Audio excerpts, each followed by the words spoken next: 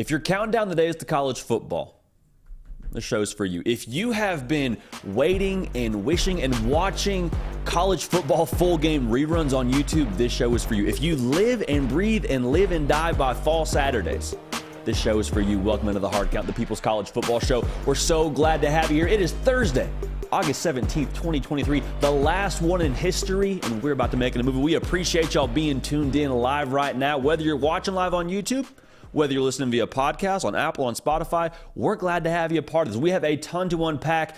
It's August. Fall is rolling right along with fall camp rolling along. We got to talk about the fall intel that we have right now. Got some intel as it pertains to LSU and what's going on with that whole Denver-Harris situation. Get you caught up there. Also, Ohio State and Michigan getting ready for what you would expect for Michigan to be a national title run kind of year. That's what they have their sights set on in Ann Arbor. But Ohio State now got some business to attend to. The folks in Columbus are just fine with everybody else talking about Michigan and Penn State because they feel pretty good about what they have in-house too. We'll unpack that for you. With us being so close to week one of the college football season, just felt like the right time for us to address what's actually on the line for week one. Now, we respect week zero around here. We love week zero. We honor week zero. If you don't think we are the epitome of locked in for Navy and Notre Dame in Dublin, Ireland, you're telling yourself a fairy tale, because we will be. Hawaii Vandy, we're locked in. But when week one does get here, we got Florida State LSU. We got Duke Clemson on that Monday, which I think is actually going to be a pretty sneaky good game. What's on the line in those games? We got South Carolina, North Carolina as well. What is the stakes, if you will? Because I think there's a little bit more than what meets the eye in those games, and something that we probably have to unpack as we get closer and closer to those games. Now, if you're in the Twitter sphere, if you've watched the show, you know I'm still calling it Twitter. We're not calling it X until something changes. If you've been on Twitter, you saw yesterday that at Colorado practice, there was a fight that broke out. And that wasn't really the story that there was a fight during fall camp. There's a lot of fights that are going on at fall camps. We just don't get to see a lot of them because they don't have the coverage that Colorado necessarily has. But Coach Prime's response to his team's fighting is what I think really has some people talking.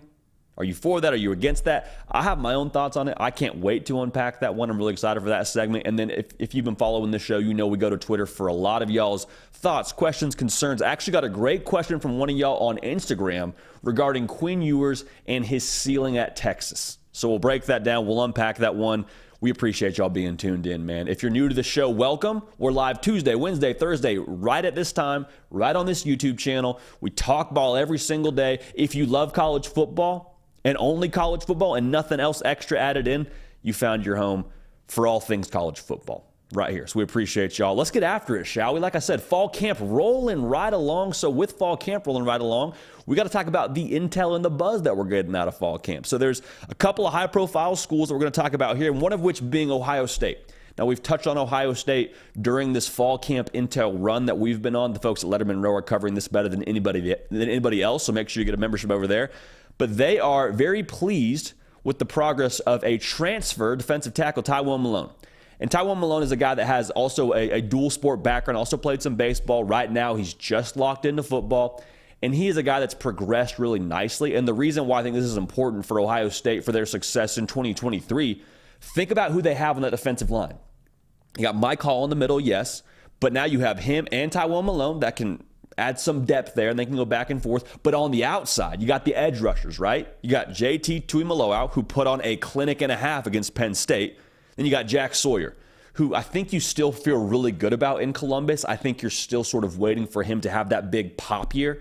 Not to say that he hasn't been solid for you, but I think that this year for him going to just playing defensive end, he's not really splitting roles anymore, playing like that hybrid role. It's just, hey, Jack Sawyer, get after the quarterback. You're really good at that. We're going to let you do that. Having a guy like Tywone Malone progress in the middle, a big part of your success rushing the quarterback is what those guys in the middle are going to make you occupy with your offensive line. So I'm excited to watch that. I think that's important, and I think that's a note that we should keep track of as the season rolls on for Ohio State. Also keep in mind, too, how Michigan beat Ohio State previously.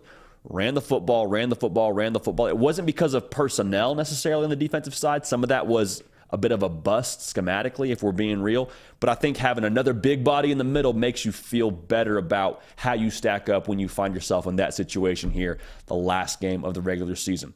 Really quickly, make sure you're subscribed. Make sure you're following us on all the social channels, at Jody Pickell, Twitter and Instagram. Thank you so much in advance for that. Now, speaking of transfers, another transfer, San Diego State, Josh Simmons found his way to Columbus, and he has progressed since the beginning of fall camp, and they feel like he's going to have a really good chance for them to start at left tackle. And for him, I mean, that is enormous to be able to have that side locked down, because we know they haven't announced a quarterback at the time of us being on air right now. With our luck, maybe they'll announce while we're on air, but I think they're pretty close to naming a starter, whether it's Devin Brown or Kyle McCord. But the bottom line is, whoever you put back there will be a first-time starter, and you better have his blind side locked up. Like, if I'm back there and I'm seeing ghosts, or I'm having that kind of internal clock going off before it needs to because of the issues we have at left tackle, that's a problem. That's going to hamstring and put a flat tire in this Ferrari of an offense, getting the ball to guys like Emeka Egbuka or Marvin Harrison Jr., or heck, even having the outside zone down with Trevion Henderson and Mayan Williams. So it's a very big deal to have that spot locked up. So the way they talk about it right now, to have Josh Simmons come in, progress like he is, locking down the left tackle spot. There's a reason why they make the big bucks in the NFL at the left tackle position. There's a reason why you see those contracts and the figures look the way they do. So very encouraging if you're a Buckeye fan from what you're hearing about him right now. And again, that's Josh Simmons, the transfer from San Diego State. Quarterback position, we're going to talk about it as we get a little bit further into fall camp. We've talked about it here many times before on this show. I want to go to another position, though, and that's the tight end spot. It is no secret they want to play multiple tight ends on the field, does Ohio State. And Cade Stover is a guy they are really pleased with in terms of his progress over the offseason. And Cade Stover is a name that you know. I mean, he's going to be a captain this year at Ohio State. He's a known commodity, really good athlete. Was originally on the defensive side of the ball for Ohio State when he got to Columbus, has turned into a really nice tight end. He has really worked this fall camp to become a better route runner. Like they said, he's doing things right now during fall camp from a preparation standpoint and an in-practice standpoint that they haven't had him do previously. Like, he's now running one-on-ones against the corners and working more routes on air drills. Like, they really like where he's at. And so if he can progress, you can have a guy like freshman Jelani Thurman kind of come along and maybe be a factor for you later in the year. To have multiple guys to throw the football to also pair Marvin Harrison Jr. and Emeka Egbuka on the outside there, like, they're going to have some options to throw the football. They would like to be able to incorporate the tight end like they did a season ago. And Cade Stover's progress as a route runner so far during fall camp, I think, is a very good sign. So let's go from Ohio State to the other team within that rivalry, as Ohio State would probably refer to them, not by name. We had Ryan Day actually on the show not too long ago, and he made sure not to say the words Michigan while referring to Michigan. But we're going to talk about Michigan, and the folks at the Wolverine are keeping us locked in over there. And it is a fascinating situation right now at Michigan, because the mission right now is very, very clear. It's very clear. National title or bust. Yes, they want to beat Ohio State. Yes, they want to win the Big Ten. Those are still goals, but the ultimate goal is to get to the top of the mountain and have that national title crown. And right now, they are having a couple position battles internally. It sounds like the tackle spots, the edge position, and potentially even center are all, I don't know if up for grabs is the word you would use, but they're having some good back and forth battles there. And the way that it was described to me, there is a very good chance that Michigan lets those battles go the same way that the quarterback battle went last year. I mean, it's not necessarily a gauntlet for them at the beginning of the season. Those first 3 games, they don't really play anybody, to keep it a buck. So they're going to kind of let those things work themselves out. It sounds like early in the season, those 3 games, they're kind of developmental games, if you will. They're kind of an extension of fall camp, which is great for them. Left tackle, it sounds like Ladarius Henderson is going to be the guy for you, Arizona State. You've heard really good things about him. Excuse me, that's the transfer from Arizona State who came to Michigan. They feel good about him.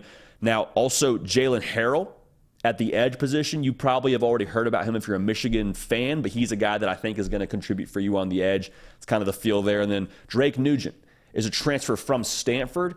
They think he could sort out to eventually be the guy for them at center. So some battles going on the O-line, but regardless, I think you probably feel pretty good about where you stand on the O-line based on what you did a season ago and based on who you have toting the rock for you with the best backfield in the country. At the wide receiver position, you know you got Cornelius Johnson. You know you got Roman Wilson. They're excited about Tyler Morris. They say he's kind of locked himself into that wide receiver 3 role. And if they can expand that pass game like we've talked about here a lot on this show, if they can do that, it's going to require this receiving group and these pass catchers to take that next step. A lot is made of J.J. McCarthy and a lot made about what they expect from him in 2023. You can't expect J.J. McCarthy to elevate his game if this receiving core doesn't do that as well. So keep an eye on Tyler Morris, and they're excited about what he's done through fall camp so far. So watch him in that wide receiver 3 role. Going back to the defensive side of things, maybe just the roster as a whole, they feel like they are in a much more deep and athletic standpoint than they have been previously under Jim Harbaugh. Like, I was talking to somebody that covers Michigan really closely, and he was just like, honestly, this team, more than any other team, feels like it is just a continuation of what they had last year. Like, the buzz around Michigan, obviously the goals are the same, and that whole deal about beat Georgia and that period they have in practice kind of got out. But to be real, like, it's been a pretty quiet camp for Michigan. And not just because they've tried to keep as much info internal as possible. Like, it has been very much so workmanlike, professional, business as usual, like not a whole lot of extra stuff coming out of Michigan. And so if I'm a Michigan fan, I think that's good news. I think quiet confidence, no news is good news right now for the good people in Ann Arbor, Michigan. But nonetheless, still a couple of things to keep an eye on, a couple of battles that are going to wear on into the season, it sounds like. And you would imagine those live bullets they'll get in a game will help sort out who will be the guy there going forward throughout the rest of the schedule. Let's go all the way down to SEC country, checking on the good people in Baton Rouge, Louisiana, and that's LSU. The Bengal Tiger has this stuff covered to a T. Shea Dixon and company are doing a phenomenal job over there. Denver Harris is a name you probably already know about if you're an LSU fan. And if you don't, let's catch you up to speed a little bit. Denver Harris was a 5-star corner, was originally at A&M. Didn't work out there, hits the portal, comes to LSU with the entire portal overhaul they have in that secondary. They took 4 cornerbacks. J.K. Johnson, unfortunately, will not be available. So you got Zy Alexander, Deuce Chestnut, Denver Harris. Denver Harris started out fall camp, according to people that were watching practice, running with the 2s. So you're saying, hey, Denver, got you with the 2s right now. You prove that you want to play. You prove that you can be the guy for us. We're going to move you up to the 1s, is how you would imagine that messaging was probably being relayed to him. Camp kind of wore on. Denver Harris running with the 3s. And the internal buzz around Denver Harris, to put it simply, isn't extremely positive. And right now, he is away from the team, dealing with what is described as a personal matter. He was also involved in a fight earlier in camp. It sounded like he played a role there, like just not really doing a lot to help himself, unfortunately. So they said he could be back with them by this weekend, is what Brian Kelly said. We'll see what happens. Now, here's my opinion.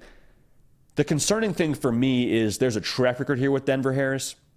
Extremely talented. Nobody's doubting that. LSU wouldn't have brought him in from Texas A&M via the portal if he wasn't talented, and they didn't think he could help them.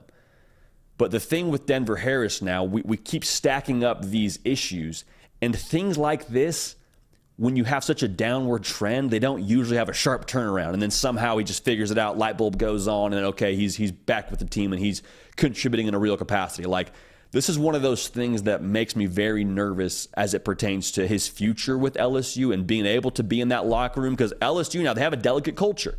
And I say delicate not in the sense that I know what's going on 100% in that locker room. I mean delicate in the sense that you're going from year 1 under Brian Kelly and doing it his way to year 2 under Brian Kelly. And we saw them at times struggle to be consistent last year. So what I'm trying to say is you got to have everybody in that locker room pulling the same direction.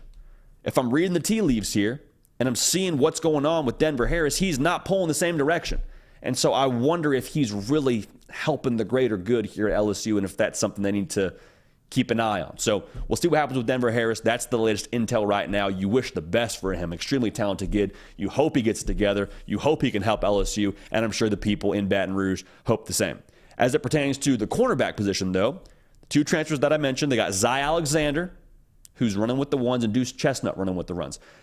Zy Alexander is a corner from Southeast Louisiana, and Deuce Chestnut is a transfer from Syracuse. So 2 transfers there contributing for them at the 1s right now. We'll see what they do against Florida State, man. They're gonna get baptized by fire in the SEC, playing against, I guess, ACC competition. But nonetheless, that's kind of the latest when it comes to that corner position.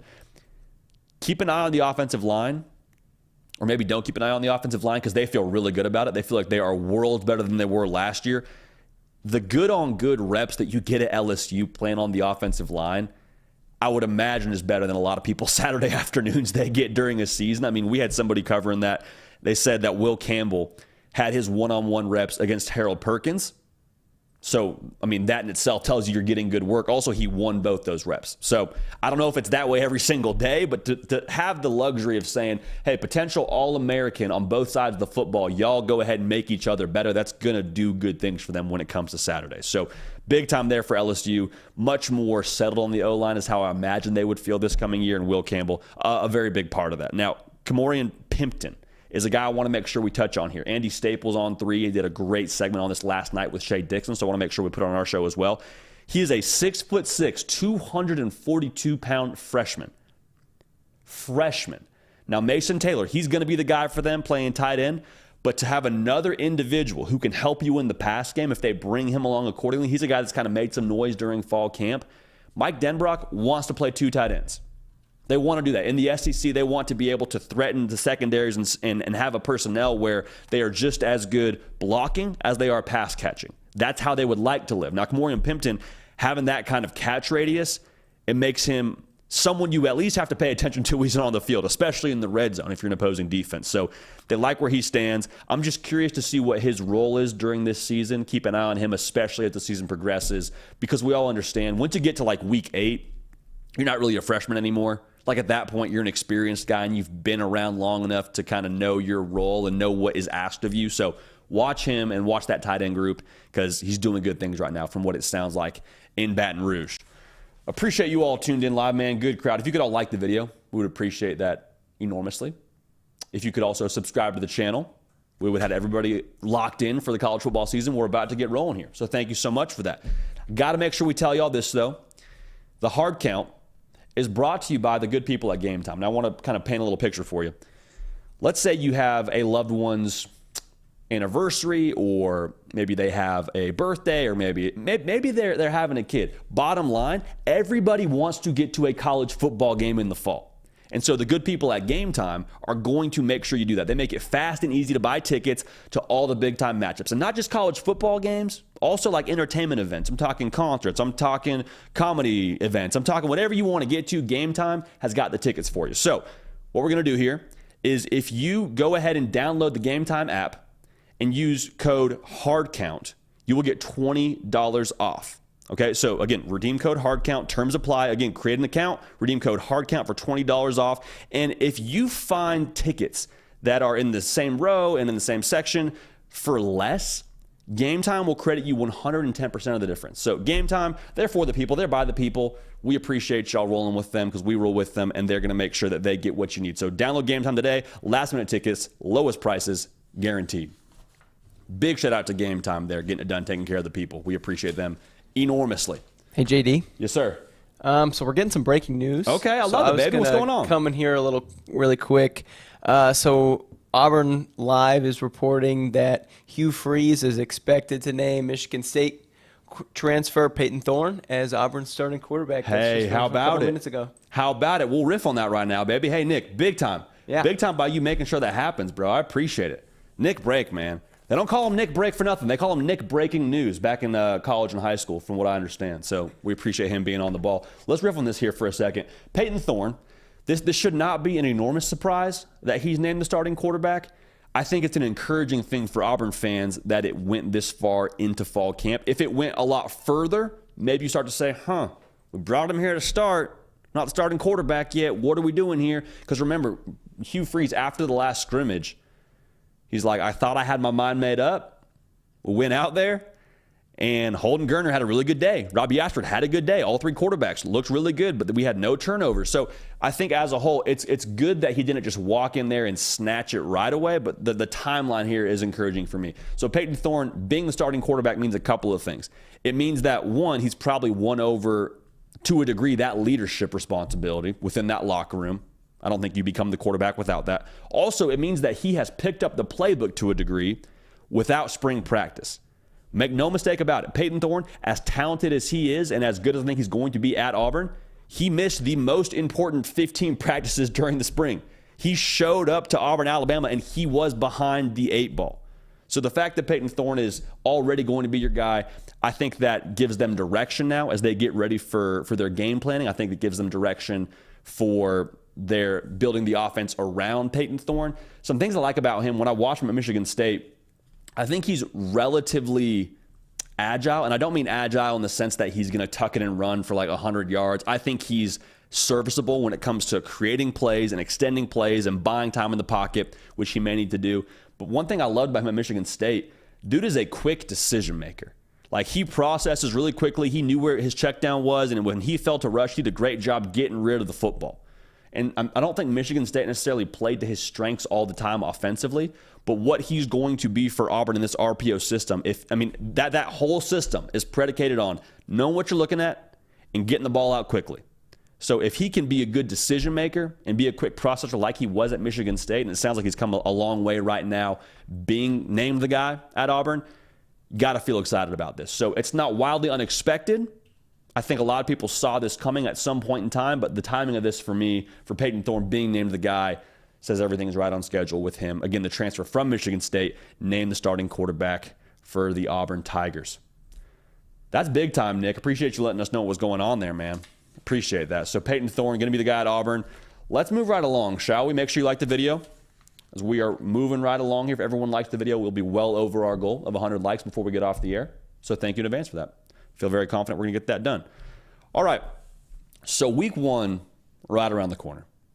I mean, it is extremely close. It is like within, not just you can see it on the horizon. Like, you can probably reach out your hand a little bit and almost like touch it. And if you can't touch it, you can kind of feel the warmth of week 1 right there. The bottom line is there's a lot of big time games in week 1.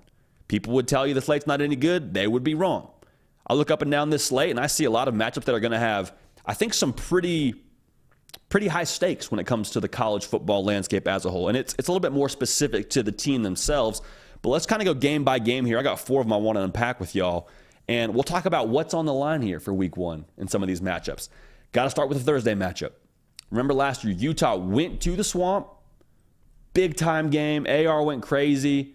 It was unideal conditions. Cam Rising drives him down the field and get inside the 10-yard line, I believe it was. Throws interception. Game over. Game blouses for Florida.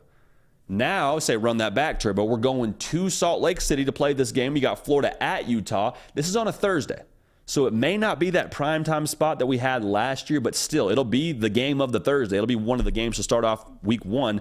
And this, to me, is just a huge belief game for both teams. The Belief Bowl, if you will, with Florida going to Utah. I mean, if Florida wins, think about what this would mean for them with how they view themselves. Because I promise, they hear all the chatter. We sat down with Jason Marshall, sophomore corner at SEC Media Day. He told us, he's like, yeah, we know there's doubt out there, but we're about to shock the world. So for Florida's sake, you hope that's the case. They hear the chatter. They know there's the over-under on them on 5.5 wins in Vegas and whatnot. If Graham Mertz were to lead them on the road and get a win against a team that was the Pac-12 title now in back-to-back seasons, that won the Pac-12 title in back-to-back seasons, that would be huge. That'd be huge for him in terms of confidence within that locker room. I'm not saying there's not already confidence in Graham Mertz in Gainesville internally, but it's a very different thing to do that during fall camp and to make good plays and win the starting job than to go on the road and play a Power 5 opponent like Utah and get a win at their house. Like, the buy-in in Graham Mertz internally, I think, would continue to rise, and that would be huge. But also for Graham Mertz, I mean, think about the ride that he's been on since he was a freshman at Wisconsin. Think about the billing he had after he came out that one game and threw like 5 touchdowns in his first start, and then we saw a different Graham Mertz from here on out. Like, think about the chatter and the naysayers and the things that have been said about Graham Mertz since he was at Wisconsin. I mean, he grew up in front of our eyes. This kind of reminds me of the Bo Nix situation. He really had a lot of criticism early on in his career, and he just kind of had to roll with it. But now, getting a fresh start at a place like Florida, and an opportunity like this, if they were to win this football game, I think for Graham Mertz, a lot of this would be kind of re-emphasizing and reproving to himself that he is who he believed he was out of high school and probably who he still believes he is. But to do it on the field, I think, would be something that you would hope would happen if you're a Florida Gator fan and would boost belief tremendously within Gainesville. Also defensively, if you win this game against Utah, I mean, think about how Utah plays football now. You all kind of know what I'm talking about. Kind of play bully ball. They're going to run the football at you. When you think about Utah, that game against USC kind of comes to mind where they broke like 49.5 tackles or some just ridiculous number. It's not a real stat, but you hear what I'm saying. It felt like 49.5 if it wasn't 49.5. If you can win this game with all that's been said about Florida over the offseason, this would be a tone setter for them the rest of the way. Like, if you walk into Salt Lake City and you win a street fight against Utah, that changes the way that you approach future street fights. Like, just to be real. I mean, think about how that would change your attitude just as a fan when it comes to approaching the Tennessee game. You feel a lot better. You got some skins on the wall. You're like, okay, this is a new Florida defense. This new approach under Austin Armstrong, the depth that we've been saying we have, we proved it now.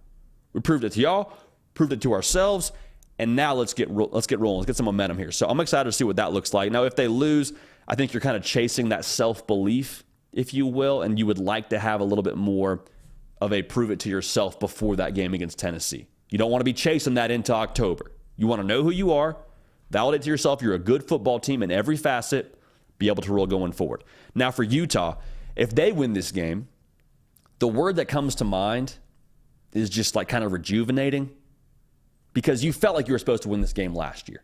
You had it set up to win the game last year. You were a play away from winning that game in Gainesville. And now you go back home and you feel like with all the guys that you have back and with having just won the Pac-12, you feel like you're supposed to win this game. I think the people in Salt Lake City believe that. But last year they won the Pac-12 and they lost this game. So think about it this way. If you go and win this game against a team that you lost to last year and you still won the Pac-12, how do you view yourself coming out of this game where you kind of right that wrong? What do you say about what you can accomplish after winning that game in Salt Lake on that Thursday? I think it would do a lot. Now, if they were to lose this game, I think it would kind of feel like a step back. We'll see what happens with the Cam Rising situation. I don't have anything concrete at this point in time that I am aware of. If they win without Cam Rising now, look out. Because, I mean, Utah would feel like they are that team. I promise you. Let's move along here to another game. We got South Carolina, North Carolina. College game day. Gonna be there in Charlotte. Side note, I love College game day. College game day kind of catches some flack from some other people. I'm not going to name names.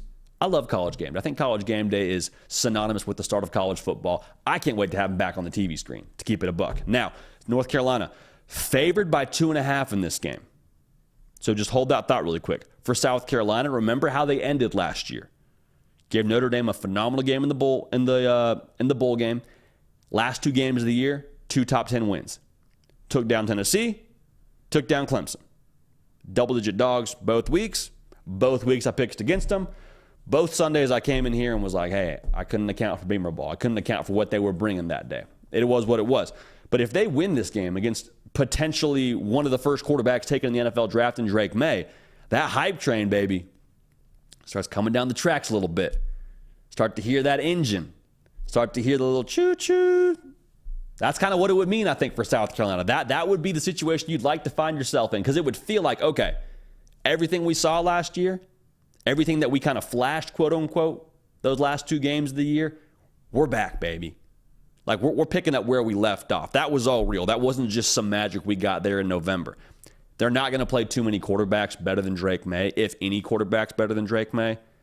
So just the bar you set for yourself with what you're able to do defensively, I think you really, I mean, confidence is a big word we're using here across the board here, but I mean, it really would kind of validate a lot of, okay, we are better defensively. Okay, we can hold up against this kind of talent at the quarterback position. So for them, that would be huge if they were to win in that way. But if they lose, it would be concerning because it doesn't get any easier.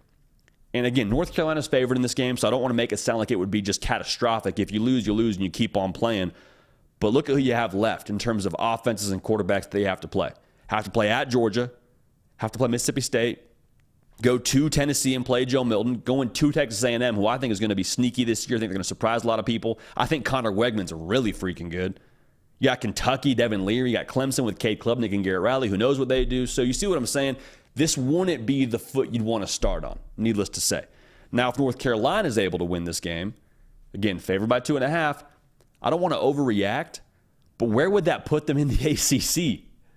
You're going to beat a team like South Carolina and the way they finished last year and all the skins they have on the wall. If you beat a team like them, you start looking up and saying, okay, got to go to Clemson. That's tough. But like outside of that, show me the one game that's like, man, North Carolina, they're going to be outmatched. And this is, again, living in a world where they just beat South Carolina in this game, in North Carolina, in Charlotte. I think it's worth noting. I think it's worth noting for North Carolina what that would mean for them in terms of how they factor in to the ACC title race. Now, if they lose this game, I don't know that you're overwhelmingly disappointed. I don't know if you're overwhelmingly, having a big, wow, North Carolina's down the drain. It might take a second for them. I think the pieces they don't have offensively right now around Drake May concern me. This -2.5 makes me feel a little bit leery about Vegas with North Carolina. So keep an eye on that line, keep an eye on this game, but I think it's going to be a lot of fun. Again, College game day at that one. I can't wait. I cannot wait. Now, this is the game that I think a lot of y'all are probably tuned in for. Florida State, LSU, Orlando, Sunday night. Run it back now. That's what the people in LSU are saying. Run it back. We can't wait. We've been waiting for this one. And Florida State fans are saying, bring it on, baby. Bring it on. You must not know what we bring back this year. You also must not know what we got through the portal. Both teams feel really confident. Both teams, and I love this game because there's been so much trash talk through Twitter the entirety of the offseason, and I absolutely love it. It's not even a conference game, okay? It's not two SEC or two ACT teams. These are different conferences, and they have been chomping at the bit since the spring to get rolling here, and I love it, and I can't wait for it. Florida State, should they win this game, this would be the sounding gun for them for the college football playoff chase. I mean, let's be real. That's what it would be. You have 2 games circled if you're Florida State. You have this one.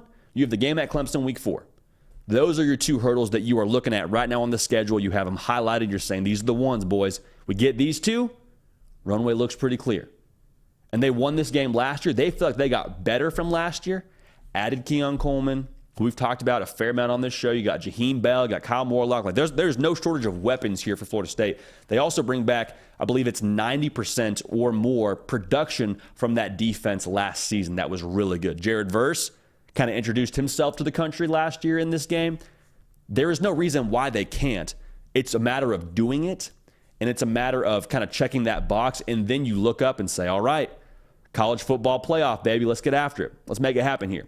Now, if LSU wins, it would feel a lot like the team that you saw the second half of 2022 started 2023.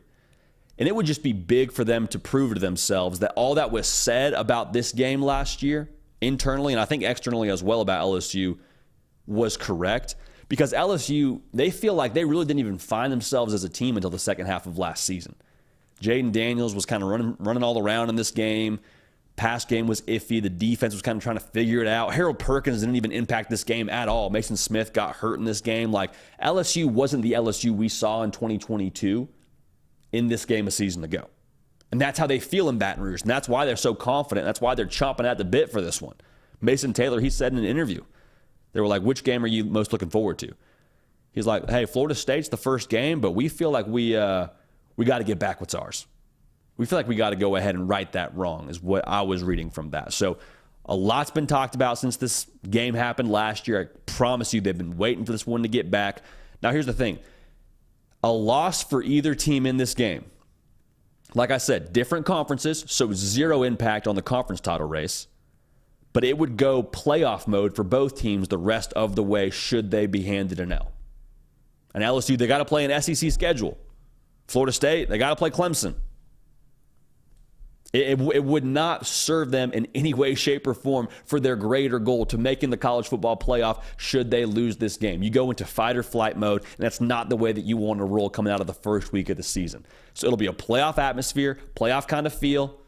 Heck, maybe even a little playoff buzz, having it be at a neutral site. Curious to watch how both these fan bases travel. I'm sure it'll be tremendous from both sides.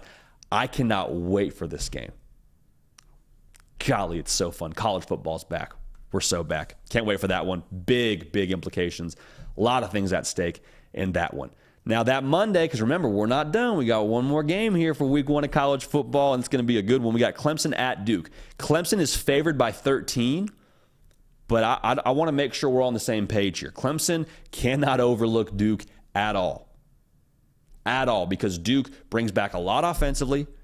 I've said it many times on this show, Riley Leonard is the best quarterback in NFL draft circles' eyes, not named Drake May or Caleb Williams. They could give them some problems if they don't bring their A game. So Clemson, should they win this game? I mean, a win in this game is a lot like getting a turkey on the Wednesday of the week of Thanksgiving. You just got to find a way to get it, man. It doesn't matter how, it doesn't matter where, it doesn't matter what it costs you. You got to find a way to get it done. And if they were to win this game, it would be a tremendous brick laid because of the reasons I just mentioned. It's a Monday. It's a weird week.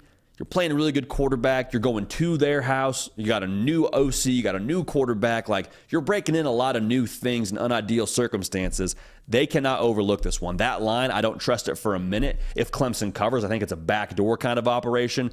Keep an eye on this one. Keep an eye on this one. Because a loss for this one, well, the college football playoff, we understand that they're not out of it, but kind of similar to the LSU Florida State situation. You're playoff mode the rest of the way. But for the ACC title, it's a one-game elimination for Clemson the rest of the way, in my opinion. That's what I think would have to happen. That's how vicious I think it's going to be for them to be able to get to the ACC title game. Now, that's not set in stone. That's just kind of my feel on it. But you got to go through Florida State, Miami, at NC State. You got UNC. I'm not predicting anything. I'm just saying that's a gauntlet to get through. And for the college football playoff, throw in Notre Dame, throw in South Carolina in there as well. Got to go undefeated through that to get to the college football playoff. Oh, by the way, the ACC title's factored in there. So the ACC title, it's not necessarily unreachable by any stretch. They could still definitely make it, even if they were to lose another game. Let's say they show up with 3 losses. You're not out of it, but it does make you feel a little bit less comfortable about where you stand within the ACC title race. Now, for Duke, if they win, it's going to put everybody on notice. It will. A lot of people that have been telling us about Riley Leonard are going to say, we told y'all so. And a lot of people that don't know about Riley Leonard right now are going to learn about him from this game, I think, either way. But should they win, what does that say about Duke in the ACC pecking order? It just took down the champion first week of the season. What does that say about what Duke's going to be the rest of the way? I think that's kind of fascinating. But the real thing about this is the ACC title for Duke, yeah, they want to reach that. And yes, if they were to lose, their chances would be impacted, much like Clemson. But the beautiful thing about Duke in this game, they had nothing to lose. 2 touchdown dogs. Doesn't matter. They got nothing to lose. And there is nothing more dangerous than a man with nothing to lose. And that's what I think Duke is in this game. That's another reason why I think it's going to be such a good one come that Monday of week 1. So keep an eye on all these games now. Like I just mentioned, massive impact across the board for a lot of these teams. Florida State LSU will be a playoff game. Mark my words. That'll be a lot of fun. Man, we still got a lot to get to here. We still got to talk about Quinn Ewers and his ceiling. We got to talk about Coach Prime and the way that he handles fighting within his team, which I'm excited to talk about here in just a few short minutes. If you're new to the show, though, make sure that you get a question in while we're live on the air so we can answer it in real time. Nick Brake does a phenomenal job, not just breaking news, but producing the show and also keeping the queue for us here. So we're going to get to y'all's questions, thoughts, concerns, hot takes, whatever it is. We want to involve y'all in the show as much as possible. Getting in your question right now is a tremendous way to do that. So thank you in advance for that. All righty here. Let's roll right along. Make sure you're subscribed. You can like the video as well. We'd appreciate that. Thanks so much. Let's talk about Coach Prime, because this was something that I thought was, I think it had some more depth than maybe most people wanted to give it. Because you see a fight happen at practice and you're like, okay, fights happen at fall camp, whatever. I think there's more to the story. So to recap it for us here, playing fall camp, we got football in Colorado. It's a beautiful thing. Coach Prime and company, a running back, it looked like it was a scrimmage. A running back gets in the end zone, crosses the goal line. Defensive back kind of gets a little bit extra with them and throws him down. It wasn't a dirty play, but maybe it was a little bit of something where he could have pulled up. He didn't. Running back didn't get up like he had a problem with it. But one of his big offensive linemen went over and let him know, hey, that's not okay. Gave him a little bit of a shove. And then you kind of see some more bodies flood into the picture, and you got a little bit of a skirmish breaking out at Colorado practice. Like I said, fights are good. There's a way to fight. There is such a thing as a bad fight at fall camp. Watching this on video with the context I had, did not think this was a negative fight. Did not think this was a bad thing for Colorado in any way, shape, or form. It's good to have competitive juices flowing. You want to see that. You want to see your guys mixing it up. You want to see your guys fighting and being competitive to a degree inside the whistle. But if it goes outside the whistle, those competitive juices, they overflow a little bit. That's not a bad thing. We're not overly concerned about that. But what drew the biggest response from the audience was what Coach Prime said next. Now, I'm saying this for those that have seen the video now in a clipped format. Please make sure you subscribe to the channel. Please make sure you like the video. Follow me on Twitter and on Instagram at JD Piquel. Because we're live right now. If you're watching it in clipped, we appreciate you locking in, but we want you a part of this live operation too. Tuesday, Wednesday, Thursday, 11 a.m. Eastern. Thank you so much. appreciate y'all that are being tuned in live, letting me speak to the good folks that are watching this as a clip video as well. So, like I was saying, the response came from the people that saw what Coach Prime said about that fight. Because you see that clip of the fight, but then you see Coach Prime go and talk to his huddle, looked like the offense, and he said, hey, they're fighting over there, and I see two of y'all walking the other direction. Where do they do that? Where do they do that at? And there's kind of a pregnant pause there, and you hear an assistant coach say, not here. And you heard the rest of the team eventually say, not here.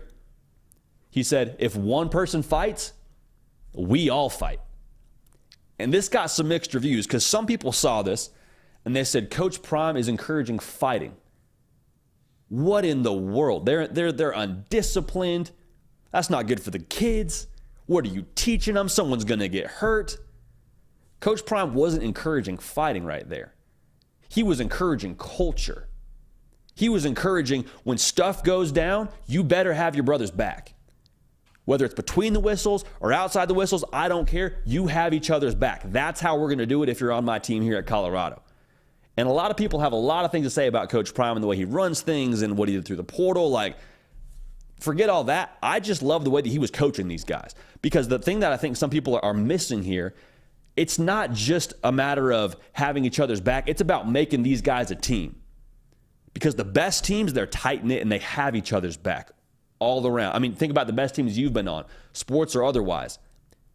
You take care of each other. You link arms and you're there when things go crazy. When things go down, you're there for them. Whether you want to or not, you're there for your brother.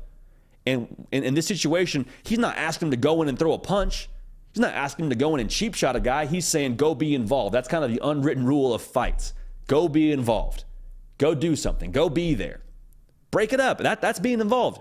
Be there for your brother when stuff is going crazy like that. Because within this whole operation at Colorado, it's a brand new team. A lot of these guys got there after spring practice. And so Coach Prime, yes, he's trying to get them all on the same page with the staff and schematically and X's and O's and the playbook and all that, but also he's trying to make sure they are a team, not just a group of 50 new individuals, a whole team. Because individuals don't win on Saturdays. And Coach Prime understands that. And so there was a lot that was said about this and a lot of negative feedback that this got by saying that it was bad for the game or he's encouraging fighting. I think that's trash. I loved this. This showed me that Coach Prime, and whether you thought it already or not, this showed me that Coach Prime cares a lot about the chemistry of his team. He's not just about talent acquisition. He's about putting together a real team on the field on Saturdays. So I'm excited about Colorado. I'm excited to see what this team looks like, especially in the second half of the season, and how they respond. But I love Coach Prime, and I love his policy on fighting for his program. I think that is good coaching. I think that's good for the game. It's good for those kids too, man. What you're teaching them, have each other's back. Does not matter what it is. You have your boys' back. That's how it works. And that's kind of, again, the unwritten rule of fights within practice. Just go be involved. Just go be involved. Just do the right thing. Let's move along here now. If you're not yet following me on Twitter or Instagram, would encourage you to do so because we want to involve you all as much as we can into the show. And Jake Renner got at me on Instagram because I posted yesterday. I said, hey, I want to hear y'all's questions. What are you thinking about when it comes to college football? Answer a few on the show. And Jake Renner asked the question pretty simply, pretty straightforward. What is Quinn Ewers' ceiling at Texas? I think this is a great question because we all know he's got the ability. And we'll touch on more on that in a second. But last year, you saw flashes, was dinged up for a little bit, but he had 15 touchdowns, 6 interceptions. The number I want to focus on, 58% completion percentage. So his ceiling, the good news is much higher than that. The unfortunate news is now you kind of have to take a jump to go from where you are right now to getting to your ceiling. So how would he reach it is really where I want to start. He would start by doing the things that are consistent. And that sounds kind of straightforward, but I think that's real. And being consistent means making good decisions and putting the ball where it needs to go. Again, this is boring, this is cliche, but it's getting to the point of how Quinn Ewers is going to capitalize on all of his ability. Because Steve Sarkisian, his offense is built on making quick decisions. It's not novel, it's not unique, but it is specific to the RPO offense. You go to that mesh point, you put that ball out for the running back, you read that defender, whether it's a linebacker, whether it's an edge, whatever it is, and you better know within a nanosecond whether you're giving it, whether you're throwing it. That's how the scheme works. And so consistently making the right decision is going to put the ball in the right people's hands and allow that completion percentage number we talked about, 58%. I think that goes up to at least like 60, maybe 63, 64%. If he's able to do that, good things are going to happen for Texas. Now, in order for him to be consistent, though, there has to be some consistency around him, which is just the beautiful thing about college football and about football in general. You doing your job helps everybody else do their job. And so the other job that needs to be done around Quinn Ewers is Texas needs to run the football. They feel good about the offensive line. They're breaking in some new pieces there in the running back room, but you still feel pretty good about C.J. Baxter and Keelan Robinson and where they stand. But even so, they have to be consistent because going back to that RPO scheme, those passing lanes are going to open up if they're able to run the football. That linebacker, he's going to trigger on that action if you're having success running the football and getting downhill. So when those passing lanes open up, we get to throw the ball out to Xavier Worthy, get to throw the ball out to JT Mitchell, Jatavian Sanders down the seam, big body tight end that I think could very well be the best tight end in the Big 12. That's when things kind of get rolling. That's a whole new ball game. Because at that point, you get to capitalize on the talent around you. And at that point, Quinn Ewers has most of the playbook to his disposal because they're able to be balanced. And so if he's consistent in his decision-making and he's healthy and he's able to just go back to his ability, then Quinn Ewers kind of starts to get to roll. And to answer the question more directly, what's Quinn Ewers' ceiling at Texas? If everything works out the way that it could and probably should for Texas, offensive line, running back room, wide receiver room, weapons, he will be a top 5 quarterback at the end of the season. And it's not just something where we're looking at his ability when he was in high school and what he was as a recruit and all that. Like, we've seen Quinn Ewers. We've seen this kind of product from him. We've seen him flash and do really good things on the football field many times last year. Now, was it consistent? No, but that's kind of the part of this. Remember how captive we were when he was just dicing up Alabama.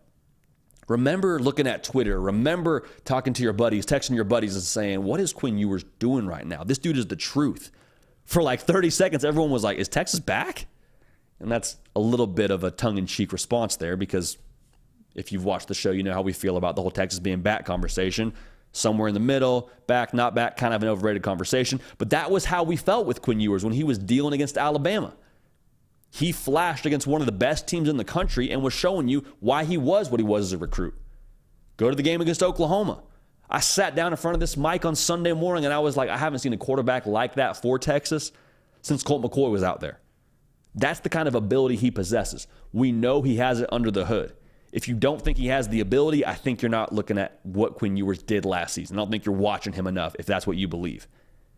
If he does what he's able to do, if he reaches his ceiling, if he is a top 5 quarterback, for Texas, they're going to be in Jerry World. Now, do they win the game? Whole other conversation. We would break that down when it gets here. But they're going to be able to outscore anybody that they show up against. They're going to be a 40 points a game kind of team, and they're going to be able to maximize their weapons. Because think about it this way. If he's dialed in, there is no possible way for defenses to account for the depth they have in that wide receiver room.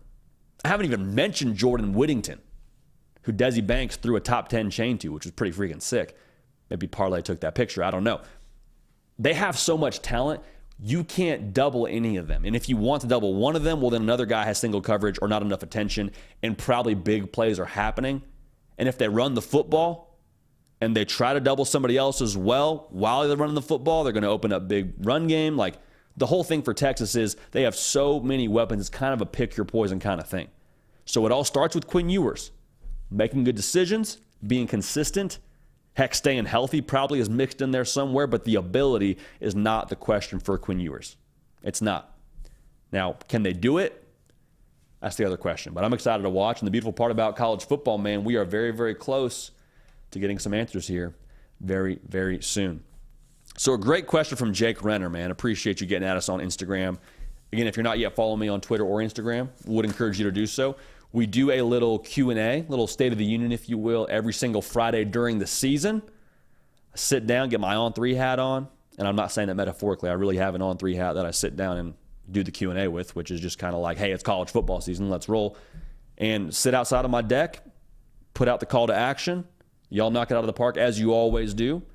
And we just kind of have a good time on that platform only, just talking college football and talking about what y'all want to talk about. So another way that we hear from y'all, though, another way we do question and answer format is right here on this show like we're about to do right now. Get into the keeper of the queue right now, at Nick Brake, which I don't know if that's actually his handle, but Nick Brake about to join the show right now here and unpack some of y'all's questions, thoughts, concerns, and it'll be a real good time. So make sure you like the video before we get into it. But welcome on now, the heavy lifter extraordinaire, Nick Brake. Nick, how we doing, man? Dude, I'm good, man. You look good. I thought we had another segment, so I was just over here like plugging stuff in. But dude, I'm excited to be here. No, man, you are the next segment, baby. Yeah, okay, You gotta cool. give the people what they want. When they got Nick breaking news, it's what happens. It's very clever, JD. That's big time. Dude, we've got a few questions, but the chat's slacking right now, so get some questions in. But we are going to start with Caleb. JD, do you see a trap game for Michigan in their first four?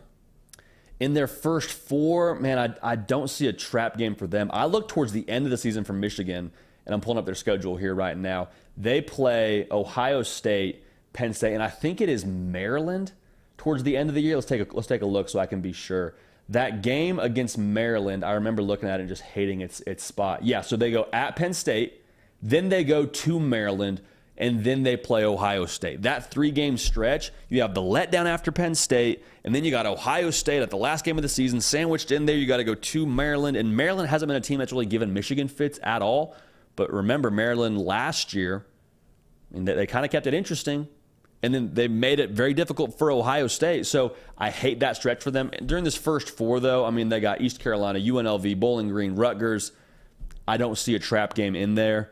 But towards the end of the schedule, I think that's kind of where maybe your heart beats a little bit faster November 18th when you go to College Park, Maryland. Great question, though, as always, from our boy Cal. Appreciate it. Yeah, JD, Rocky Top Tom brought something up today. He said 3 days in a row on 3 is killing it. JD, you're live 3 days a week every week now, so that's going to be a... Yeah, man, you and me both. Yeah. You and me both, just rocking and rolling. But we appreciate him rocking and rolling with us. And if you have not yet subscribed, we're talking only college football. And the days that we're not live, Nick, I want to make sure we tell the people this. We still have videos going out for y'all. So we're still going to have new content. It's not just going to be clips from the show. We're still going to have something for you to watch and consume and get you ready for the live shows we have during the week. During the season, do a little Prediction Tuesdays. So that actually starts this upcoming Tuesday, Nick. We're going to have our first predictions of the season this coming Tuesday for week 0 of college football. Wednesday and Thursday will be a little bit different as well. But no, man, I'm excited. It is a blast to be on the air with you, man. And very, very glad to be live 3 days a week and glad to have the people tuned in with us, too. It's finally here, man. It is finally here. Well, JD, Bryce has been asking now, JD, what would it mean for college football and the job itself if Brian Kelly is able to be the first coach to win 2 national championships in, let's just say, over 10 years? So I'm assuming he would get those both at LSU. At LSU. That he added that one in after. Yeah. If he's the first coach to get 2 in 10 years at LSU. Yes. Well, I think you look at LSU differently. I mean, if he accomplishes that, I don't know if differently is the right word, but we view, I think, the SEC landscape right now. You got Georgia, you got Bama, you got LSU in there, and LSU is always one of those teams that you kind of watch out for during the season, right? Like you look at the schedule and you say, oh, we got to go to Death Valley. Oh, man, I don't like that. But I don't know that we've really viewed LSU as like a serious national title contender, maybe since they were making that run in 2019. And really this upcoming season, I see people picking them. So I think it would just kind of change the trajectory of LSU overall in the Southeastern Conference. And I'll be real, too. I don't know if they get 2 in 10 years, but I think they definitely get 1 here within the next 10 years. I mean, Brian Kelly, the way he's going to recruit, we talked about it, the alignment that they have there between the administration and him. LSU is going to be a force now, Nick. LSU is going to be a force, and if they can continue to develop the way they have, they're going to be a problem, and they're going to make a lot of noise in the SEC. Now, it's a tough place to make noise now. You still got Georgia, you still got Bama. Never know about Tennessee, but I think LSU, man, they should have a very, very large warning sign for the rest of college football because they're about to do some good things. JD, next question from Michael Hartz. Which quarterback has the highest ceiling that we have yet to see them reach? I like Ewer's ceiling, but I see Milton as the biggest potential based off a quarterback this year. Yeah, I think I'd agree there. I mean, Joe Milton's tools in itself is kind of what everybody salivates over. So I think Joe Milton's one guy you got to talk about. I'm curious about Dylan Gabriel too, Nick. I mean, Dylan Gabriel in that offense, it's kind of similar to Oklahoma. I don't know if his boom factor is quite as big as a guy like Ewers or a guy like Joe Milton, but I've kind of been pounding my chest here saying Dylan Gabriel is going to be that guy at Oklahoma, and he hasn't been bad. He's done some good things, and they were a different team when he was on the field last year. But if he can really put it together in another year under Jeff Lebby's system, I think we could see him put up big numbers. So I think those guys you look at. Also, it's not really fair to say, but Drew Aller, and we haven't seen him yet, and he's just a young buck. But if he can put it together, Penn State's going to be a team that makes some noise in the Big Ten and maybe even makes a college football playoff run, like some people are saying right now. So I would watch those quarterbacks for sure. But a lot of guys with just enormous boom factor, if you will, across college football at the quarterback position. JD, I've got a commenter, Kevin, saying I look like Bobby Carpenter. Dude, that's just because it's face up right here. He's got at least 100 pounds of muscle on me, but I'll take it. But your jawline is also carved out of marble. Like people, I'm glad people are getting to see your profile here. I mean, hey, Nick, you put in work when it comes to the steps. You track the steps. I do. You eat right. You get in here. You're a program guy through and through. So the Bobby Carpenter comp, I don't think is I'll take it. Is that far off. That's good stuff. Dude, I looked up his weight just to accurate. He's 249 pounds. I'm 147 pounds. So the 100-pound difference might throw that one out. But like I said, Kevin, I appreciate it. Next question. Happy Bradley. JD, what's the best running back room in the Big Ten? It's got to be Michigan, right? Yeah. I mean, it's Michigan. But there's a couple teams on the podium there. I mean, Ohio State with Travion Henderson when he's healthy, and Mayan Williams last year, that's going to be dangerous. Katron Allen and Nick Singleton in that running back room at Penn State. So there's some deep rooms there. I mean, Braylon Allen at Wisconsin, we always got to talk about him and what he's going to be for Wisconsin. So I think the answer is Michigan. But if you were to make a strong case for the other two, it'd be hard to argue against. But I'm going to go with the skins on the wall with Michigan and Donovan Edwards and Blake Corum. Nick, to go back to that Bobby Carpenter comment, you also haven't started bulking just yet. So when you go back to bulking season, you get right around 220, 215. Hey, folks, make sure you tune in to make sure you see the transformation that I don't think I've ever been over 160, but we'll see how it goes.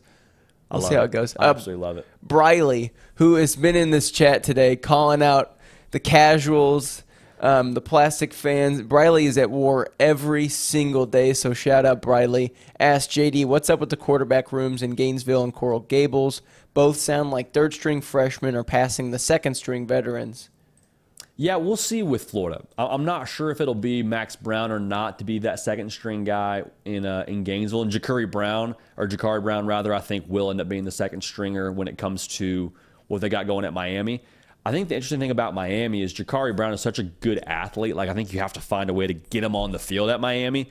Nobody's saying anything about what they have in those quarterback rooms in a negative way, but I think that you still probably go with Ja'Carri Brown as your second guy at Miami. And then with Max Brown and Jack Miller, I'm fascinated to keep an eye on what's going on at Gators Online over there, because that is a battle that we originally thought Jack Miller was going to push Graham Mertz. We thought he might end up being a guy that could throw his hat in the ring for to be QB1 in Gainesville. So I always kind of thought it'd be Graham Mertz in Gainesville, but just the fact that we're hearing now about Max Brown making a push and him being the guy to beat out Jack Miller, like, we'll see. We'll see. I think the experience side of things, if one of those guys were to go down, I think it'd be hard to not go with the guy who's been there longer. But that's why you do fall camp, and that's why you have 11 on 11, and that's why you grade the tape and chart every pass. So we appreciate the coaches that do that. Also appreciate y'all, man. Over 100 likes. Never had a doubt. Keeping on. And, tremendous stuff. Tremendous stuff. What do you think, Nick? One more? Can I go two more? Let's go two more. I love there's it. two more good questions I love it, in brother. here. Rocky Top Tom, Tennessee fan, always asking about Texas, though. If Texas beats Alabama, how do they do it, and what does it mean for Alabama's season? Is it all over from them just from the start? That is a very good question, and that is one that I think and hope we may be at. So keep an eye on that. Keep your ear to the ground on what's going on with the hard count as it pertains to that game. If Texas beats Alabama, I think it would be a lot of picking up where they left off in Austin when Quinn Ewers was healthy, because I talked about it a little bit earlier in the live show. Quinn Ewers was just dropping dimes. Like, it was just missile after missile to Xavier Worthy and Jatavian Sanders. And even if they weren't completed, you were drawing a flag like 8 times out of 10, it felt like. So if Texas is going to beat Alabama, I think it's a similar approach. You get the ball to your best players, which is Xavier Worthy. You get the ball out to your big bodies, Jatavian Sanders, Isaiah Nayor, and you let them dictate the tempo of the game on the outside. You take your shots, and if they were to win, that means they connected on enough of those shots. Now, on the flip side of things, if Alabama loses this game, do not buy the whole Nick Saban is down, Alabama's dead, because you'll hear a lot of that. And I think it would be a bad look for sure. I don't think Nick Saban is planning on losing that game, just like Steve Sarkisian and company. They're not planning on losing going to Tuscaloosa. But it would be the most Alabama thing ever to lose the second game of the season. Everyone says, man, what's Saban going to do? Is he going to retire? What's going on at Bama? What's up with the defense? And then they just reel off the rest of their schedule, win the rest of them, and end up in the college football playoff. So I wouldn't be overly concerned just yet if I'm a Bama fan. I would be slow to buy the narrative either way. Like, if Texas beats Bama, I don't know if Texas is back. I don't think that's a fair thing to say either. Let's kind of wait and see how this thing plays out from the result of that game after that game, weeks down the line, and we'll kind of see what's what after that. So if they win, it'll be matchups. And if Alabama loses, don't bury Nick Saban and Alabama just yet. Okay, JD, one more? Let's do it, baby. Okay, this last one coming from the United Drills of America 2. It's the sequel. JD, what's with the hype of JJ McCarthy? I believe he's extremely overrated and inconsistent. He seems like he's light years behind Caleb Williams, Penix Jr., and Drake May. Win me over. Hashtag fight on. There we go. A little bit of USC love in the chat. Yeah. We love to see that. So this isn't an unreasonable take by any stretch of the imagination, because J.J. McCarthy, was he really efficient? Absolutely. Was he the catalyst to Michigan's success throughout the course of the year? Like, not really. And the comp that he got there with Caleb Williams and Michael Penix Jr., I think there's a difference in terms of what they're asking those quarterbacks to do at Washington and at USC. Like, at those two schools, the offense goes through the quarterback. At Michigan, the offense goes through the offensive line and the running game. But I think Michigan also understands, for them to take that next step, they're going to need to do more in the pass game. And that's one of the reasons why you made J.J. McCarthy your starter last year, because he had more in the tank. He had more juice to his arm than a one Cade McNamara did. No knock on Cade McNamara. You just like the idea of having more horsepower at quarterback. So I don't know if overrated is the word you would use. I think a lot of people see the potential of J.J. McCarthy and what he can be, and we see what he was as a recruit. And so there's excitement there. And also we saw what he did against Ohio State. Like, that game against Ohio State where he was just throwing the ball all over them, and there were some coverage busts for sure, but he was still putting the ball on the money. He was still getting the ball out quick. He still was IDing blitzes. Like, he showed in that game, I think, what a lot of people expect Michigan to be in 2023 and why people are picking them to win the national title or be in the big dance or whatever kind of accolade you want to throw at them preseason. That's where all that comes from in my mind. And so it's not unwarranted. There's just a little bit of a projection we're doing here with J.J. McCarthy. So dude can throw the rock. There's no question about that. But what do they ask of him in 2023 will really give us a good gauge for where he stacks up and if all this preseason buzz about J.J. McCarthy is warranted in the way that it is. So a great question. Nick, I appreciate you holding it down, man, from the breaking news to doing the chat and doing the show. I mean, we appreciate you, man. Yeah. And, hey, we'll see you on Tuesday, brother. Yeah, and shout out Jack Terry for sending that to me. I would have never seen it. Big time assist. So, good stuff. Big time assist. We appreciate it. It takes a program, as Sure they say. does. Nick, we'll see you on Tuesday, baby. Y'all appreciate you being tuned in live. No more time to waste now. Next week, we are into game week. We've kind of been in season mode here for a while. We don't really get out of season mode around here. Y'all that have watched this show for any length of time, you already know that. College football all year round. Doesn't stop. We don't either. But right now, it's time to bring somebody with you. All the best teams I've been a part of, they've got good leaders, but those leaders have a +1 rule. Meaning, if I'm in this thing and I'm doing the right things, you got to take one other person and bring them with you. So that's what we're going to ask y'all to do. Y'all that are tuned in right now, y'all that are locked in, you're lifers, you're diehards, you are the leaders. We need +1. Need you to take somebody else that's kind of dragging their feet and talking about college football, not really getting good till October and all that. You link arms. You have their back. You bring them over to this show, whether it's podcast, that's fine. Whether you get them in the live chat, that's great. Make sure they're subscribed. Make sure they're locked in with you. And we're going to get this thing done together, man. We love y'all. We appreciate y'all. I'm JD Piquel. We're going to keep this party rolling, and we will see y'all next time.